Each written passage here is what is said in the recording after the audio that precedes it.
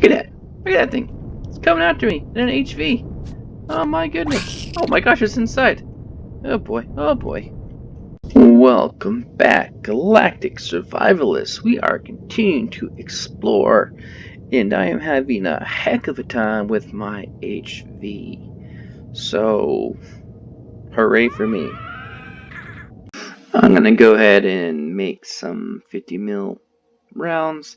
That's what the Gatling gun uses, so I can defend myself against some things at least. Don't think it'll be very effective if I run into any drones.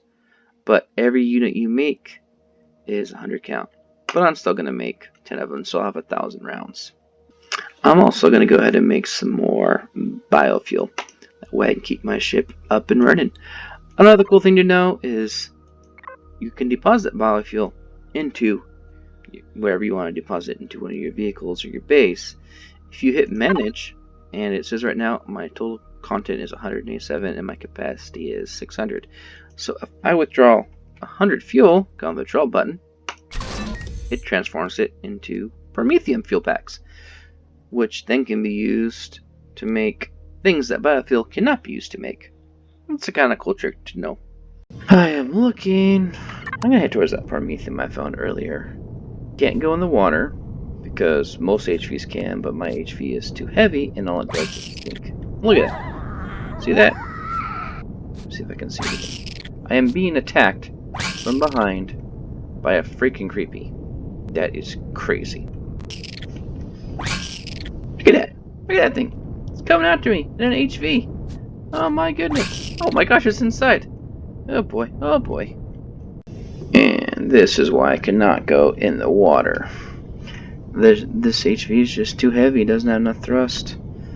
This is a pain. Usually HVs handle better than this. Right there, that plant-looking thing is plant protein. You can go under the water, dive down, and turn that into protein bars. And that looks kind of cool. I'm gonna switch back from pushing V to that view. As you can see, I'm under the water. HVs have no speed in the water. Well, usually they do. I think mine's just too heavy. Stinking weight restrictions. This thing's an old HV built a while ago before they started putting in weight restrictions. So as soon as I find a good base location, I'm going to go ahead and build a new one that will hopefully handle quite a bit better. I'm going to go ahead and head towards the Promethium. That way I can have a good power source. Oh, seriously? Oy vey. Lesson learned. This thing needs some serious work to make it viable with weight restrictions in place. Oh well, we were almost out of the water. Here we go, now we're out of the water. Kind of back on track. It's just so, yeah, it's I built it funky. You have to use artificial blocks to balance out the weight, and I didn't know it was a problem until I started using it with weight restrictions. So yeah, I'm gonna make a recon too. Don't get this one unless there's no weight restrictions, because it won't work very well for you. And I got myself stuck. Go me. Got my chainsaw. Chop down this tree so I can keep on moving forward. One nice thing is that your production will continue to go while you're driving around. So I'm going to go ahead and push B, and I'm going to go to devices. I'm going to click on ammo box because that's where I have all my stuff. I take the logs I just harvested and put them in there. You know, I might as well take the spice too, why not? And then I'm going to access my small constructor, and I'm going to go ahead and push shift on the biofuel, and it will make me biofuel while I'm driving around trying to find a nice safe place to build a base. Well, this is kind of nice. Somehow I added a little more weight to my vehicle, and it seems to be running quite a bit smoother now. Of course, now it's slowing down again. Can we make it to the top of the hill? No, we cannot make it to the top of the hill. It seems to be, once it catches up, or gets good speed going, it handles a lot better. And that's kind of nice to see. But starting out, it's so sluggish. It's okay. I'll rebuild a much better version as soon as I can find a nice safe place to build a base. This is when it's fun. Just cruising around the hills, bouncing around. There's the promethium I want. I'm gonna head in that direction.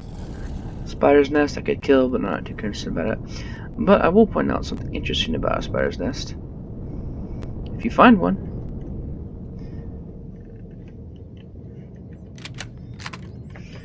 it has plants around it, which are kind of interesting. I don't think they might possibly come back. And that is a spider's nest, that big thing. So I could kill it if I wanted to, shoot at it or whatever, but not too concerned with it right now. I'm shocked to see that there is no spiders in the general area. Oh well. I'm gonna go ahead and start gathering some more basic ores. Which is probably a bad idea because I'm already struggling with the weight that my CV currently is, and adding more will just make it worse. I've suffered a few attacks as I've been exploring, and as you can see, the enemies on the game can actually damage you. Now one of my thrusters is down to 13%, and the cockpit hit points is down by 1%. Small constructor has 2% damage, and generator has 1% damage. To fix it, we'll go ahead and equip our multi-tool. You know, I can't do it with the survival tool. I need to have a multi-tool before I can repair my ship. If you remember earlier, I was talking about the radiating zone.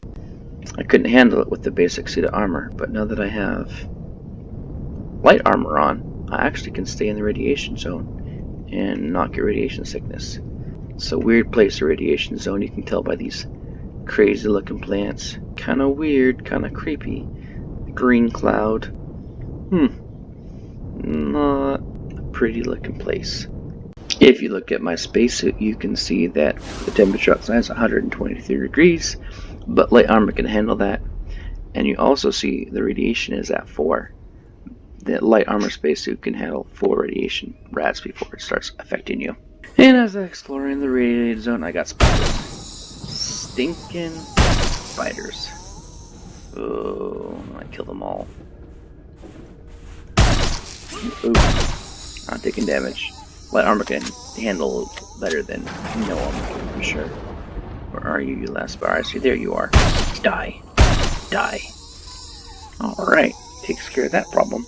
Every once in a while, if you can't find promethium anywhere on the map, all your deposits are gone, there will be promethium, just basic rocks, in the radiated zone. And they look like that. Take them out. Not a whole lot of promethium, but you don't need a whole lot of promethium to power a small vessel. And as you can see, because I have an ore scanner, all those circles you see are minerals beneath in the promethium deposit. And unlike most of the resources, promethium is one thing that comes out in chunks. So you just kind of pick your location, start digging down, and you should get closer. It's bigger and bigger and bigger until you see this. And you just kind of hit it with your drill until it blows up. And that way you usually get a whole lot more promethium per chunk that you blow up. Well, let's see, how big is this deposit? 90% of the ores. Oh, it's a medium deposit. So I'm actually going to take some of this because I don't think I can handle the weight to take all of it. Promethium is very important in the game. It's how you make the much higher end fuel you need to make small promethium power cells. You can make large promethium power cells, and then you can use promethium as well as hydrogen. You can make fusion cells, the most powerful source of power currently in the game. Oh, and my inventory is full. I'm gonna run back to my vessel. There it is, Recon 1. If I had a wireless adapter, I could actually just connect to it as I got closer, but that is not the case this time. There it is, still running. I'm gonna push P on my vessel. M box, access it. Take the promethium I have, throw it in there. Oh, Joe, I just maxed out my weight. And I'll go down, collect the other promethium, and head on out. And now that promethium I unearthed now has 2 minutes left before it will just disappear from the map and I lose the resources. 100 promethium is a lot of ore, especially when my vessel takes almost no power. I think from here, I'm just going to go ahead and keep on exploring. Apparently, staying too long in the radiation zone will actually make me get too hot. So I'll get back to my vessel, and that says it's enclosed. It will take away temperature, and I'll be safe. and I'm just gonna keep on exploring. Also, I'm gonna put up here, you can see that blue looking like crystal, and go up to it. Heartbeat's going really fast because I have no stamina because I'm overheating. And this is Pentaxid Raw.